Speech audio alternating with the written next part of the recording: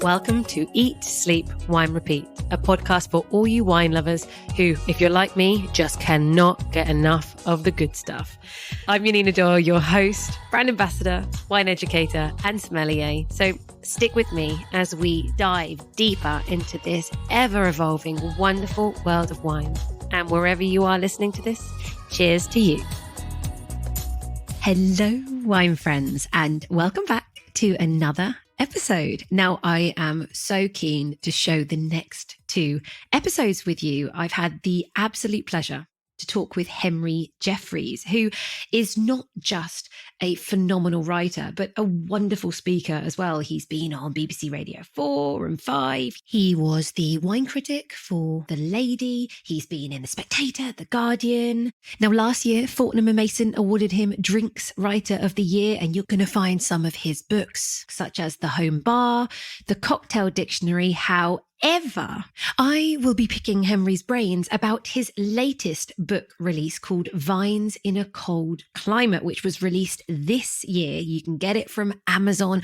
I, being very lazy, busy, decided to download it as an audiobook, and it's read by Henry himself. Now, this book, it is about the people behind the English wine revolution, and it is absolutely fascinating. Now, I appreciate for those of you living in the UK, this is going to be far more relevant because we can access all these wines that are mentioned.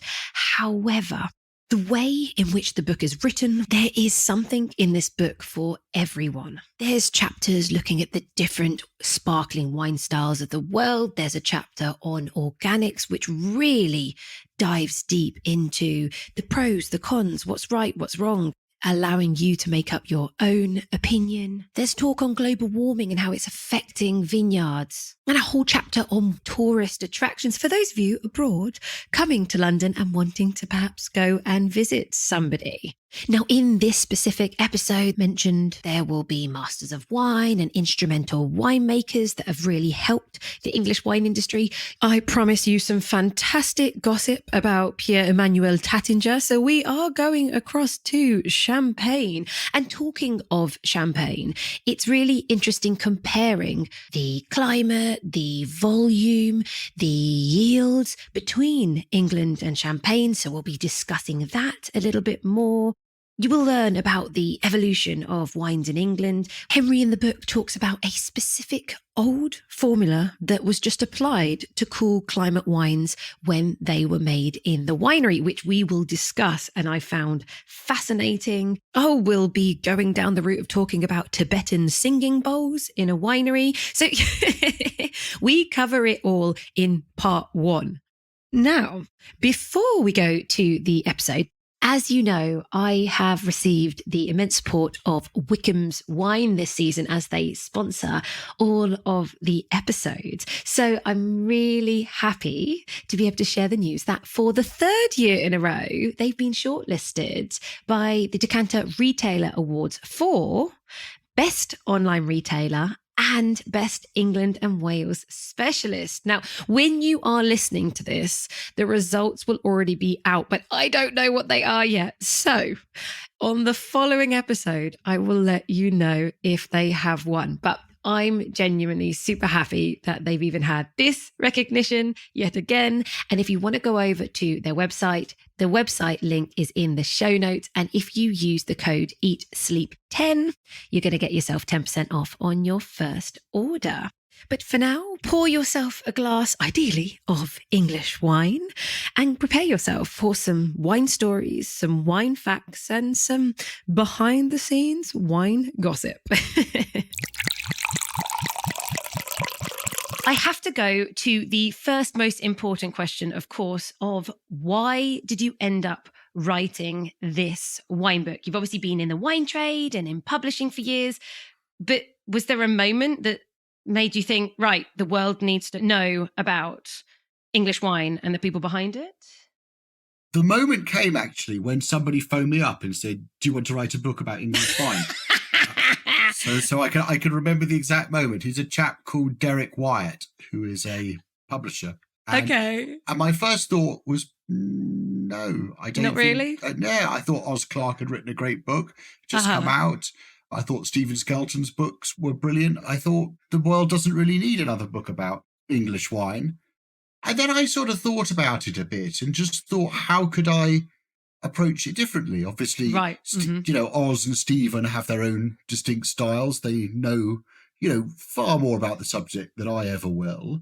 But what can I bring to it? And I was very lucky. I went to a wine lunch that was put on by a chap called a Frenchman called Jerome Moisson, who makes cosmetics out of leftover grape stuff. Oh, I like the sound of that. Yeah, he works with Adrian Pike from Westwell.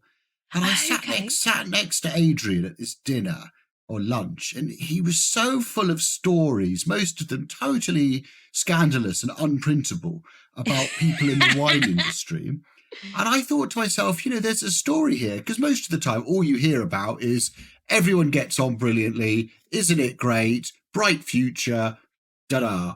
And I thought, well, yeah, I mean, that's one side of the story, but also there's kind of conflict. There's big personalities who don't get on. So I thought I'd kind of approach it as if it was like Dallas or maybe not quite Dallas, Howard's Way, sort of big personalities not getting on, argument, conflict, that kind of stuff. I felt it. I did. I the way I was describing it to people was like, no, this is like getting all the insider secrets. It's like it's like a sophisticated gossip column.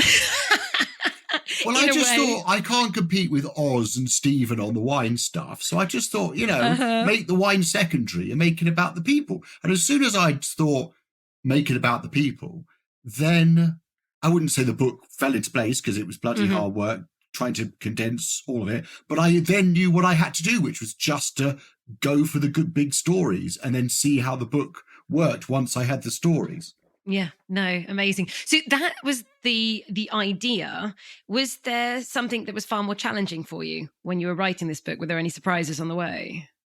I mean, there were a lot of surprises on the way. I think we can sort of go into that, but I think the biggest challenge was just like, who do I include and who do I not include? Because if you're looking at the early days, there aren't that many producers who were going in the 70s who are still going. So you've got to have Peter Hall, you've got to have Biddenden, you've got to get Stephen Skelton in there.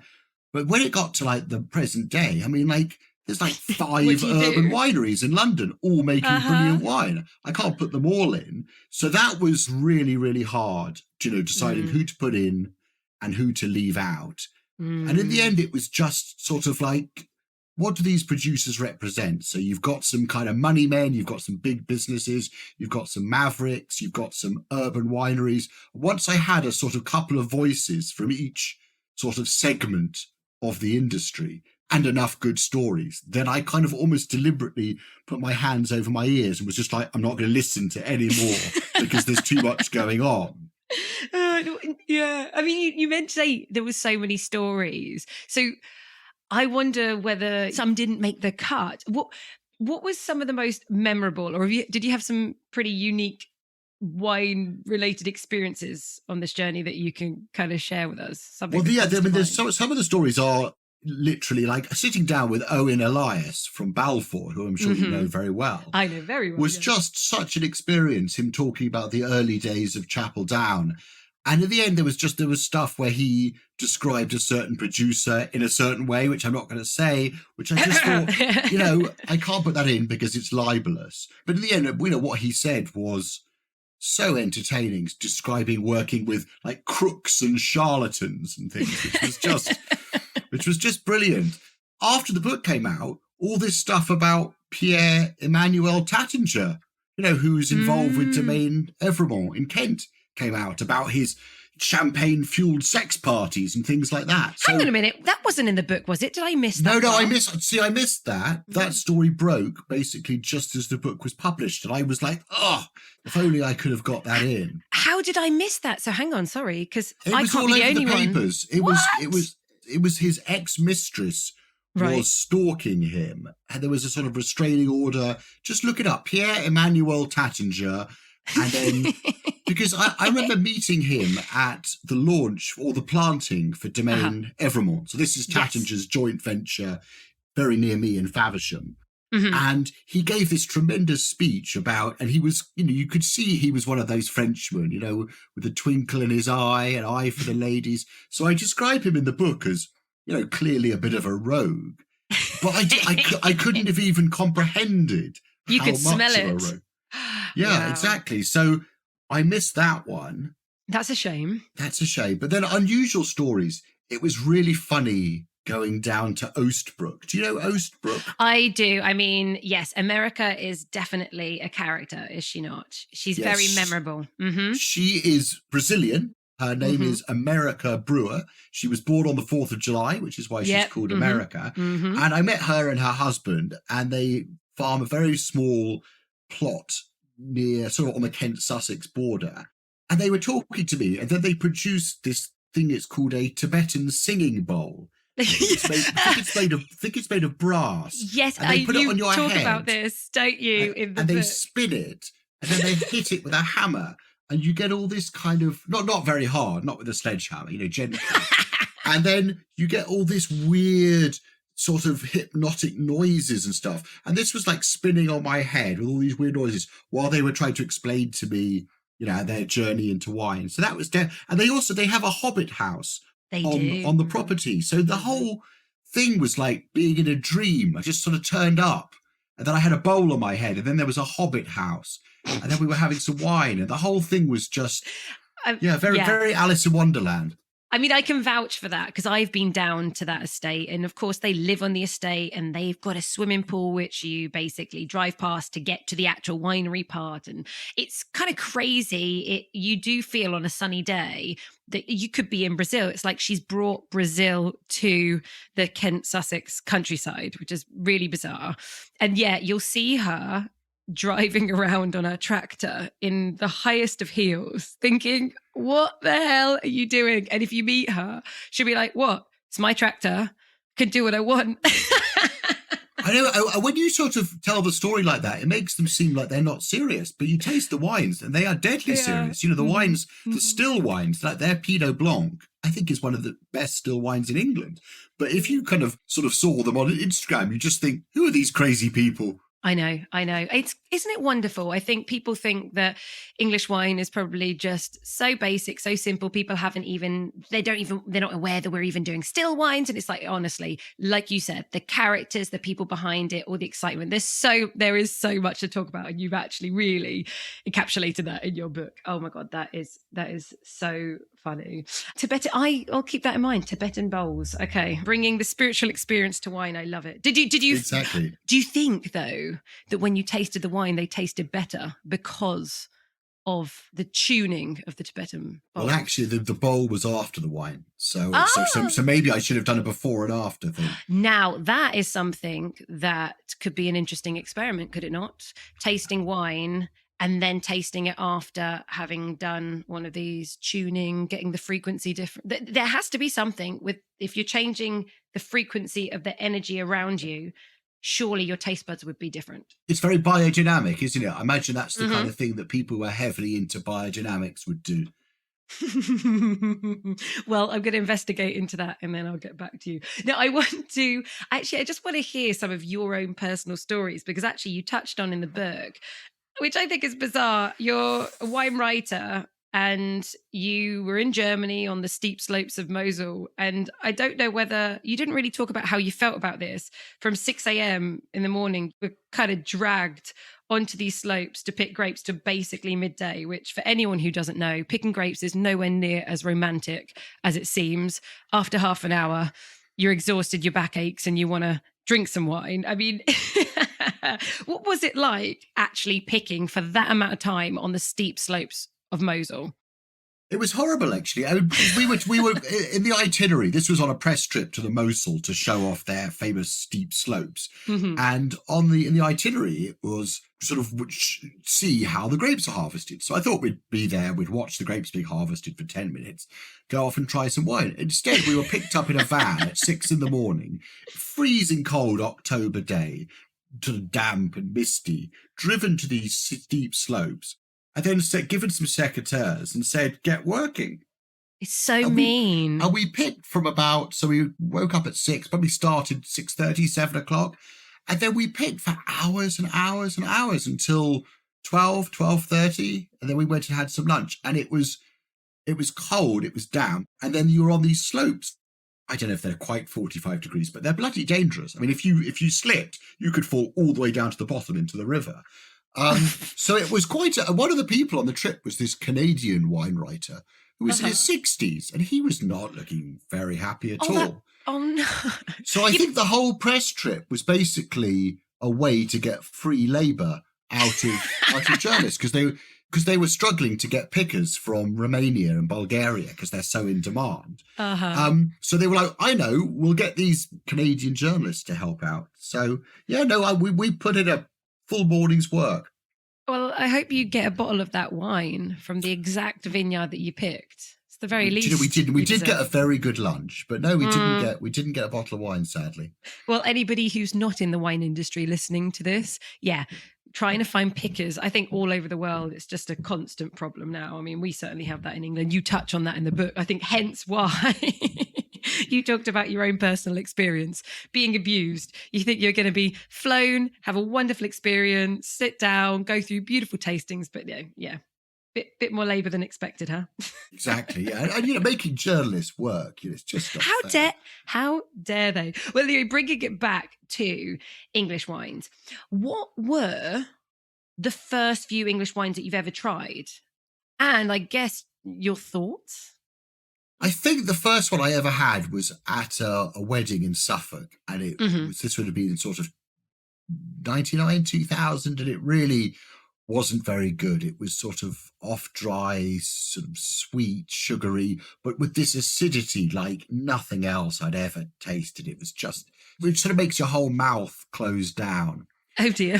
And then my father used to sometimes bring back English wines because we live in Buckinghamshire. He lives in Buckinghamshire. And he'd go off on walks and he'd go and visit some little vineyard and he'd buy some wine, and it was generally pretty awful.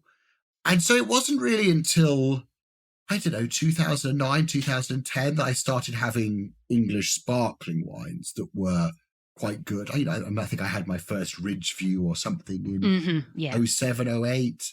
And they were quite good, not earth-shattering, but, very, very good quality. But I've always been quite sceptical about the still wines. So it took me a long time to find English still wines that I actually really appreciated. I think they've got exponentially better. Even in the last 5 years, I think they or even in the last 3 years, I think they just get better and better every year as people learn how to grow the grapes better, how to harvest them riper, and then how to deal with that acidity. There's certain techniques that producers use. But I wasn't a fan, and I think that shows in the book. I don't come at the industry as someone who is in love with it. I'm very skeptical about English wine. So when I do love an English wine, it generally tends to be really, really good. Well, so in that case, because I think you touch on the book, you say in the 1970s, basically, which was before, I haven't even started drinking wine until, for me, I started drinking wine about 15 years ago. So definitely I have no stories from the past of English wines. But you were saying in the book that basically in the 1970s, you just needed to add grape juice and so that you could reach 10 grams of residual sugar per litre, because nothing was ever bone dry, I guess, because everyone was just trying to deal with that crazy amount of acidity, right? So I think Peter Hall was trying to make bone dry wines. I mean, I've never tried them, but I think that was his thing. He had Seyval Blanc and Muller Thurgau, and he wanted to have no residual sugar. But most other producers were adding what the Germans call Süß Reserve, which I think was the way of just, tempering that really hard acidity. Otherwise, the wines in a huge... I haven't actually tried these, obviously, nor review these 70s and 80s wines, but this is what, from reading Stephen Skelton and talking to various producers, that most of them had grape juice added. Otherwise, they would have been undrinkable. Well, one of my takeaways from the book, so everybody, we will hardly be discussing anything. There's so much in this book, but you mentioned Peter Hall, and I wrote down the formula that you spoke about, because the problem was that people didn't really know how to make wine in England. And you talk about how he was working with, what was the winemaker? Jona? Karl-Heinz Jona. Yes, Karl-Heinz Jona. And he ended up getting sued by Peter Hall for completely destroying the first wine, right? Yeah, I'm not sure if it was quite sued, but he demanded payment from Lamberhurst, the vineyard where the wines were made, for the payment of the wine, for mucking up the wine. Basically, what Karl-Heinz Jona had done, and I think he's gone on to become one of the most respected figures in English and later German wine. But I think he was very, very new. He was just out of Geisenheim, and he was given some grapes by Peter Hall, and I think they were unusually good quality grapes, and he'd applied sort of formulaic techniques to it, assuming that the grapes wouldn't be ripe. So he diluted them to bring down the acidity. He added sugar to bring up the alcohol. I think he added citric acid. Basically, he just did all this stuff to the grapes that didn't need it, and ended up, as Peter Hall put it, completely goofing it up. And then Peter Hall had a sort of legal fight on his hands, and eventually, a year or two later, got some money out of Lamberhurst, the producer where the wines were made. But apparently there were no hard feelings, and Karl-Heinz Jona, I should add, has gone on to become a very well respected figure. So we won't dwell on this one mishap. Well, I just think that for me, that just stuck out of my head. It's so cool to really know almost like the behind the scenes. Where did we come from? Because many people will be listening to this as well that don't live in England, who are perhaps not as interested in English wine because they can't get their hands on it as easily as we can. But I would imagine that this is true for many, many wine regions and wine countries that have perhaps only just taken off in the last 20, 30, 40 years as well. So it's just fascinating just to kind of have that better understanding of the accidents, the evolution that can happen in the wine world. So I thought that was brilliant. And well, this is the thing, is that nobody knew what they were doing because it was all so new. Whereas if you go to the Loire, they have all these vintages and they go, this is what we do in a vintage like this is what we do in a vintage like that. Whereas, or even Australia, they've been making wine for a hell of a long time in Australia. But in England, there were no records. There was no one to talk to. So there was just people just kind of making it up or trying to base it on what happens in Germany. And Germany has a very, very different climate. It's much, much warmer. You have much longer summers. So you can't blame these people for getting it wrong because there was no precedent. Well, it's funny as well that you said about how we had no idea what we were doing. One of the other things you talk about, so Stephen Skelton gets mentioned a lot because he is a very important person to know about, considering the evolution of the English wine movement. But apparently people were really upset with him and considered him cheating because he actually had a viticulture degree. Yes, well, he won some award, and then the person from the UKVA, the United Kingdom Viticultural Association, phoned him up and said, Skelton, you've won this award, but I say it's not cricket, going off to Germany and learning how to do it properly. And that was the attitude of the time. It was an amateur industry, and people like Skelton, Hall, they were the sort of mavericks because they were actually going, look, we're going to do this properly. We're going to make money out of it. Everyone else, before them, it was a retirement project. Fascinating. And actually, I suppose it's worth mentioning for everyone listening, we keep on saying, or you keep on talking about Peter Hall. That is the winery Breaky Bottom, which actually is, has been going for a long time now. So if anyone wants to try and get hold of a Breaky Bottom wine, and they sell them. Nowadays, they are absolutely wonderful. And if you can get one of his sparkling Sèvres Blanc, especially an old vintage, there's nothing like them. They're absolutely extraordinary. And he's got quite a few wines. I don't know if the Sèvres Blanc is in Waitrose, but they do have quite a few wines in Waitrose. So actually, anyone who wants to try a Breaky Bottom wine, it's quite easy to at least find a few of his wines. Whether Sèvres Blanc is in there or not, I don't know. Now let's talk about another producer who, of course, started all the Nye Timber effect. If it wasn't for them planting, who knows where we may be. But I know that you have tasted the Nye Timber Blanc de Blanc 1992, which I believe was the very, very first vintage. Right.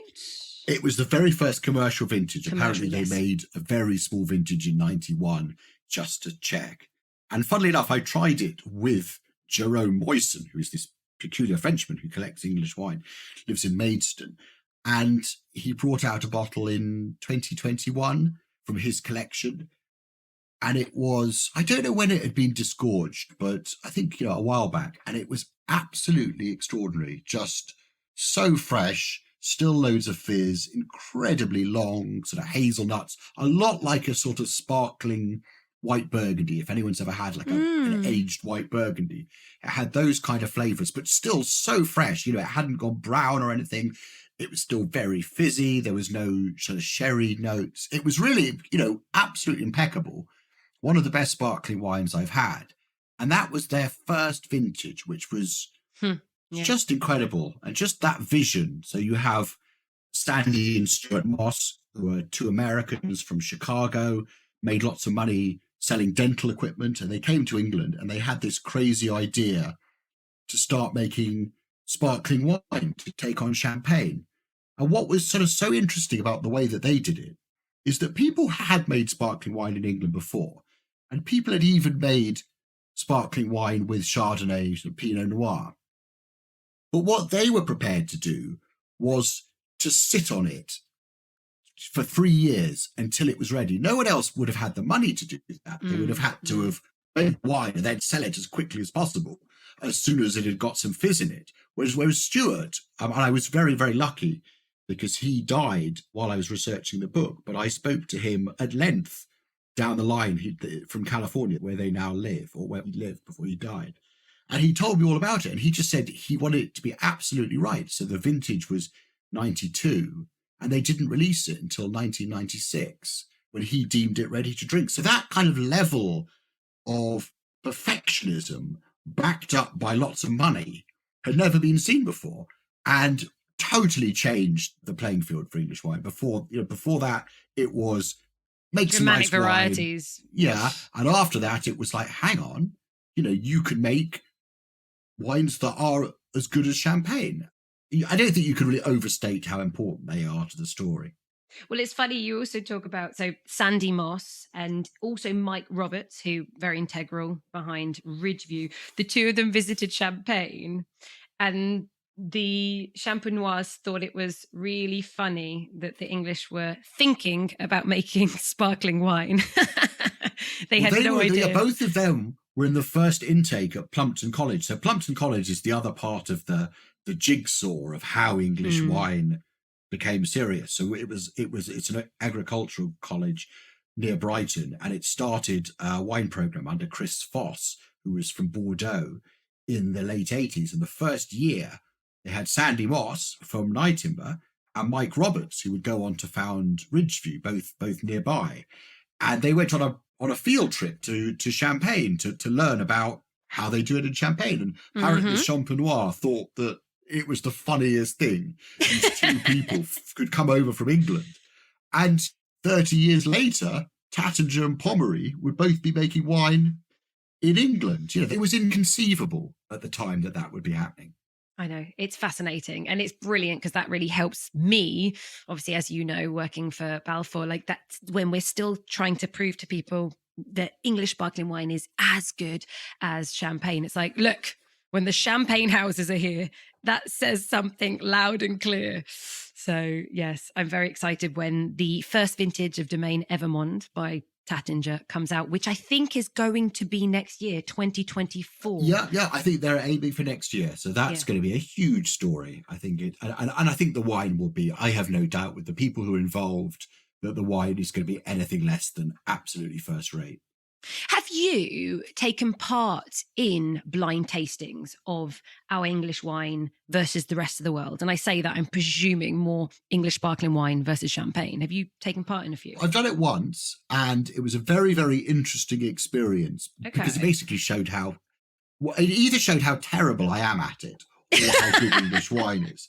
Because I was there and I tried one. We're tasting all these wines, and I was sort of going, oh, well, this one's definitely English. And then I tried one, and I was like, well, obviously this one is so French. And I thought it was like Roederer or something. I thought it was so rich and biscuity. And I was thinking, this is like a really good Grand Marque champagne. Mm-hmm. And it was Westwell non-vintage from Kent.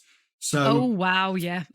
so there we go. I have done it, and it's a very interesting experience because it shows just how good English wine is and how they do taste pretty similar. You know, a really good champagne and a good English wine. That's actually something that you do mention. There's loads of stories, as I already mentioned, great gossip column with sophistication. That is what this book is. But there's a lot of takeaways with some numbers, which is really interesting. And for me, okay, I wrote these down because I wouldn't remember them, although maybe I should test you and see if you do. But as an example, land price per acre, I thought that was fascinating. We're still on about 15 to 25,000 per acre compared to 500,000. Yeah. And so champagne that I think has some of the most expensive vineyard prices in the world. Oh.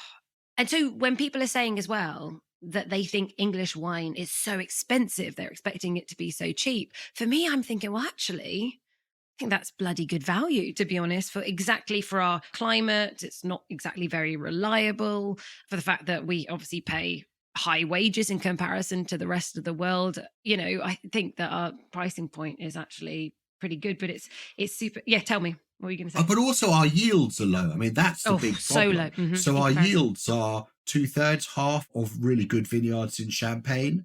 And it's because even though we sort of compare it to Champagne has a continental climate. It's a lot drier. It's a lot less changeable.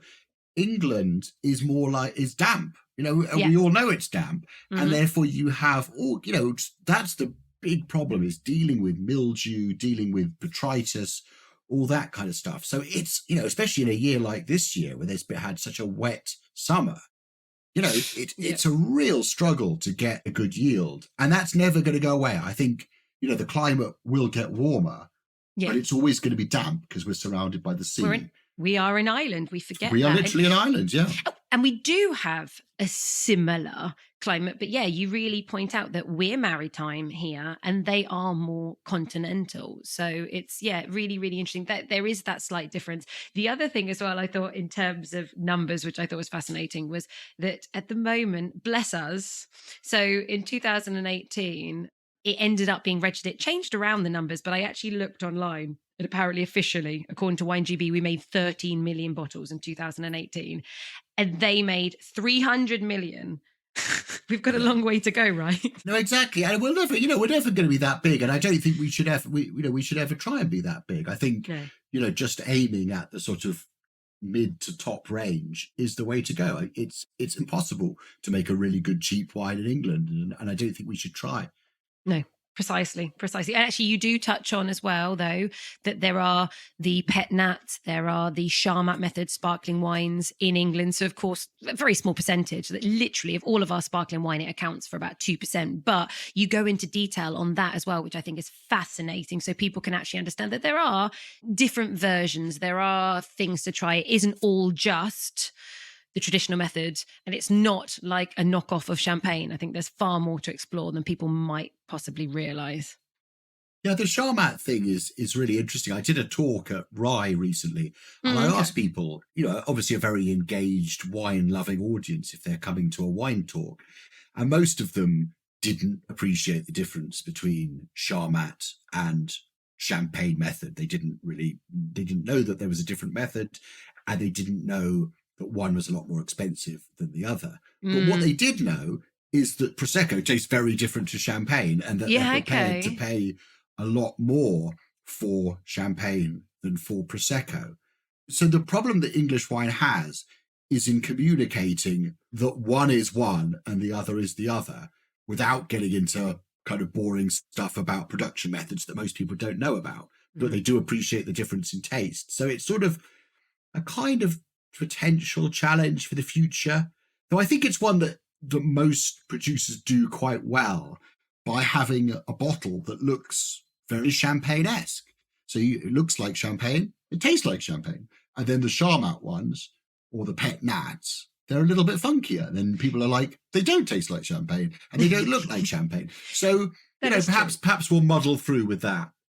Well, I mean, I've been trying to just let everyone know as well, once they do understand, if it says English sparkling wine, the 3 letters, it has to be the traditional method. Whereas actually the Charmat methods, it will just say sparkling wine, and then it will probably say somewhere made in England. But again, as you just said, the marketing, somehow that message needs to be brought to consumers. And considering we're still in that place where people don't even think that English sparkling wine is good. We need people to be behind it and then understand the difference. So, but yeah, that's true. Yeah, if in doubt, if it's a funkier, funner, more colourful bottle, it's most likely tank method. If it looks classic, it's the traditional method. I think that's a fair. Well, that's sort of how it works at the moment. Yeah, we'll see how that one does. One to worry about. That's tomorrow's problem. Yeah. So, do you have any other anecdotes or stories from your research and traveling around that didn't make the book, that now you're thinking, oh, do you know what? Maybe I should have put it in. Do you know, it's just stuff that is potentially libelous. So I actually can't really tell you. It's just like, someone will say, so-and-so treats his workers really, really badly, and his vineyard manager has just left, or so-and-so mucked up the harvest one year and was fired, or no, there was actually one that didn't go in the book because I didn't do it in time. Apparently the winemaker at Rathfinny ballsed up a batch of sparkling wine. He didn't put enough dosage in some of them, and the fizz didn't develop properly, and there was a big story in the papers about him being fired for gross misconduct. So that's on the record. I don't need to You're allowed worry to about libel. But that one didn't go in the book because I missed it. The book was pretty much done by the time that story came out. But yeah, I can't really say the ones that didn't go in, because all the ones that I could legally tell you about have gone in, unless they they broke. But there were so many stories. This is the annoying thing. There were so many stories that broke just after, or just as I was putting the book to bed. So, for example, Bolney in Sussex, they were bought by Freshnet, yes, sort of Spanish, German sparkling wine behemoth. And I went to visit Sam Linter, whose family owned it, or did own it. And I interviewed her, and I said, will you be stepping down? She goes, oh no, I'm staying on for the long term. There's no way I'm not going anywhere. Oh, is that what she said? we just have our, this money behind us, but nothing's going to change. And then just as I was about to press send on the book, an email came through saying Sam has left. And so there was an awful lot of that in the book, where I just managed to get a footnote in saying, and then she left. But there were loads of other stories like that where I just missed them. Well, it just goes to show the English wine industry is evolving and changing. It's very dynamic, and you're just going to have to write a part 2 in a few years' time, aren't you? Well, exactly. Or think of Charlie Holland from Gusbourne. Yes. Just after the book came out, he left Gusbourne and is now working with a Californian wine company, Jackson Family Vineyards in Essex. I mean, that's huge news. And I missed that one because the book was already done. And that is going to be very exciting. And I was chatting with Charlie just the other day at the Wine GB trade tasting. And I said, well, you've done amazing things at Gusbourne. Gusbourne's winning award after award. Everyone knows these are phenomenal wines. And you've gone across the Jackson Family Vineyards, who haven't got any grapes yet. They're just planting. What's happening? He's like, do you know what? It's just a very exciting project. And I guess when you've got such a big family behind it, and I think he's going to probably be left to shape it all. I think really grow that whole arm, the English arm. So who knows? We need another conversation it's going to have to be 6-7 years before we actually get to taste a wine he's made from their own grapes. But they will be making stuff, won't they, from some 14 grapes next year? I think so. Yeah, I think they're going to be buying in some grapes. I'm going to Defined in Canterbury and getting some things made so that to kind of build the brand. But the proper estate wines won't be out for a long time. But I feel like, I won't say Charlie achieved everything he could with Gusbourne, because I feel like with Gusbourne, kind of the sky's the limit. But he had achieved a hell of a lot and was making among England's best sparkling wines. And it's some very, very good still wines. And I think he thought, you know what? I'm going to try a new challenge. So I don't blame him at all. They're meant to be a great company to work for as well. I have also heard the same thing. So there we go. Everybody that gets a big tick. We can't get the gossip out of Henry to tell us who are the real bad guys. But Gus Bourne, good guys, tick. Yeah. So we will be continuing this conversation again next week. We'll be looking at peewee varieties, hybrids, Germanic grape varieties. We'll be talking about how John Atkinson, who's a master of wine, thinks that we have our very own Petrus in Essex soils. Those of you that don't know about Chateau Petrus, this is a renowned French winery in Pomerol in Bordeaux, and it's known for producing some of the world's most sought after and expensive Merlot-based red wines. So you'll know far more about what that means on the next episode.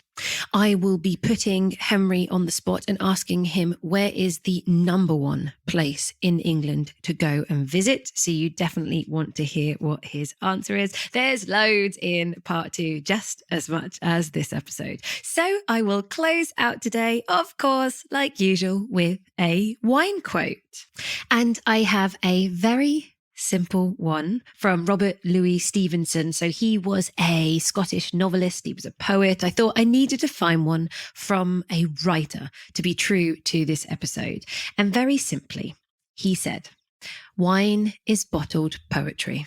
And it is literally so true. Wine and poetry can be subjective. Not everybody has the same tastes. Wine has all this complexity and layers as you allow the flavors and aromas to evolve. But equally with poetry, you can dig deep and find extra meaning and emotion as you go and explore deeper. Both offer sensory pleasures, and there, of course, is the connection and the sharing with other people. And just as poetry dives into that personal and intimate emotion very often, so does wine. And it's my job to try and pull that out of each bottle of wine and transmit it to you. And I think Henry as well has done an epic job doing just that. So that's it for today's episode. May you all have a successful week, savor the present, and drink in the beauty of each day. Don't forget, if you are enjoying these episodes, the best way to show your support is to leave a review on Apple Podcasts specifically, or the app that you are listening to, because it makes the podcast more discoverable. Take a screenshot if you're listening on your mobile phone and put that up on your Instagram story, or share it somewhere on one of your social media platforms. And don't forget, if you have any thoughts, comments, anything that you would like me to talk about, send me an email, janina@eatsleepwinerepeat.co.uk, or of course on Instagram, you can direct message me at eatsleep_winerepeat. And now I shall get back to my glass of English sparkling wine, which I am going to tell you about on the beginning of next week's episode. So, raising my secret glass to you all. Until next week, cheers to you.